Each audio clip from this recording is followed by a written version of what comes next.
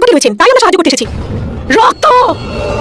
জয়া, মাতা আমাদের জন্য রক্ত নিয়ে এসেছেন। না জয়া, না বিজয়া, রক্ত পান করা মানুষের প্রবৃত্তি নয়। ধৈর্য ধরো, নিজের সাথে লড়াই করে এই প্রবৃত্তি থেকে বেরিয়ে এসো।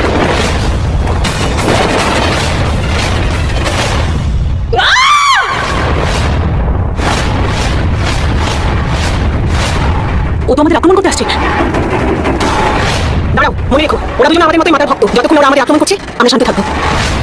দাঁড়াও জয়া, দাঁড়াও বিজয়া, আমি আদেশ দিচ্ছি তোমাদের, এরা সবাই তোমাদের মতো আমার ভক্ত।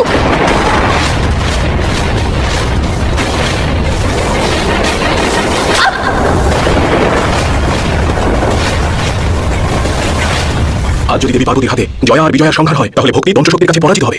ওদের আরো একটা সুযোগ দাও গৌরী। ভক্তের ভক্তি শক্তি হওয়াটা প্রয়োজন, আর এরা তোমার সত্যিকারের ভক্ত।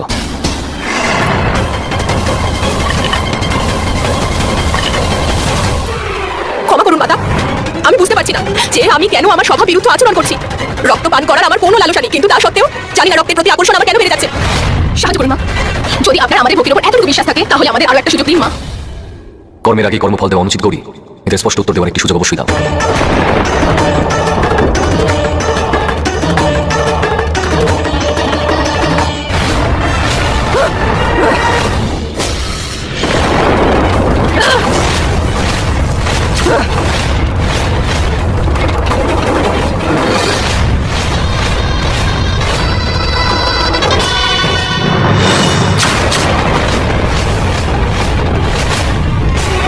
ক্রোধের বশবর্তী হয়ে মহাকালীর রূপ কখনই ধারণ করবে না। যদি কোনো পর্বত নদীর পথ আটকায়, তখন সেই পর্বতকে খণ্ডিত করে নদী নিজের পথ তৈরি করে না। তুমি জগৎ জননী, একটি নতুন পথের সৃষ্টি করো। এত বড় একটা সংকটের মধ্যেও আপনি হাসছেন মহাদেব? কারণ গৌরীর মধ্যে সেই শক্তি আছে যা সমস্ত সংকটকে সমাপ্ত করতে পারে। এর তাৎপর্য মহাদেব? আজ এই সংসার ভগবানের সব থেকে বড় ত্যাগ দেখবে।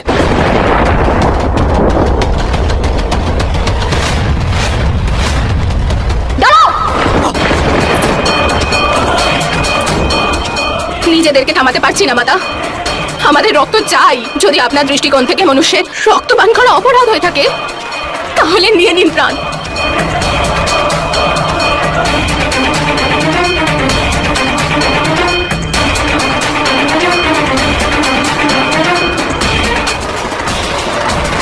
দেবী পার্বতীকে এই প্রণামের কারণ মহাদেব? এই প্রণাম সেই বলিদানের জন্য যা শিবের শক্তি সংসারের জন্য করতে চলেছে। এর অর্থ হলো যে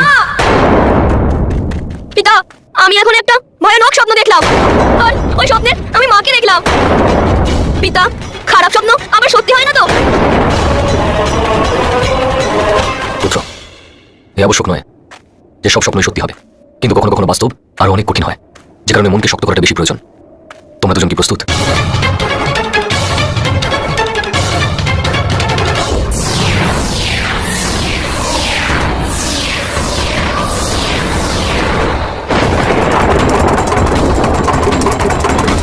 মা,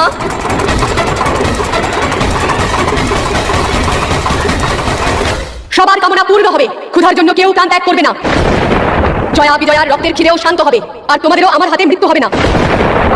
আমি আমার ভক্তদের কামনার দায় নিজের মাথায় তুলে নিচ্ছি। আমি আমার মস্তক ছিন্ন করবো, ছিন্ন করবো।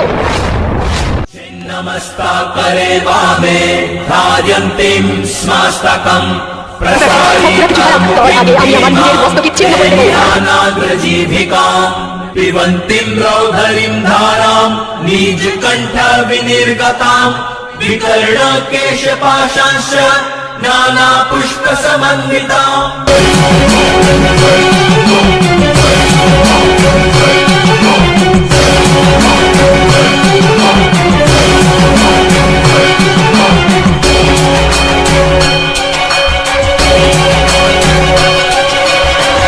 नमस्ताकरे वामे धार्यन्तीं स्मस्तकं प्रसारितामुखीं भीमां देह्यानाग्रजीभिकाम्।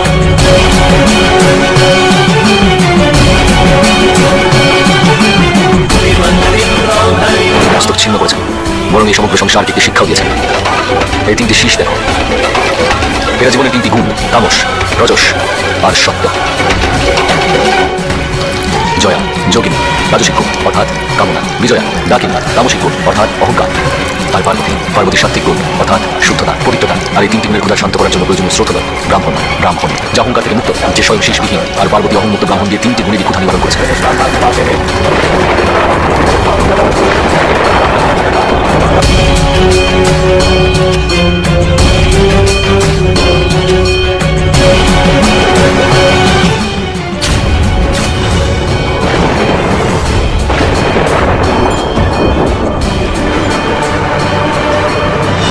আমাদের ক্ষুধা নিবারণের জন্য আপনাকে ধন্যবাদ মাতা, কিন্তু আমরা জানি না যে আমরা এখানে কি করে এলাম।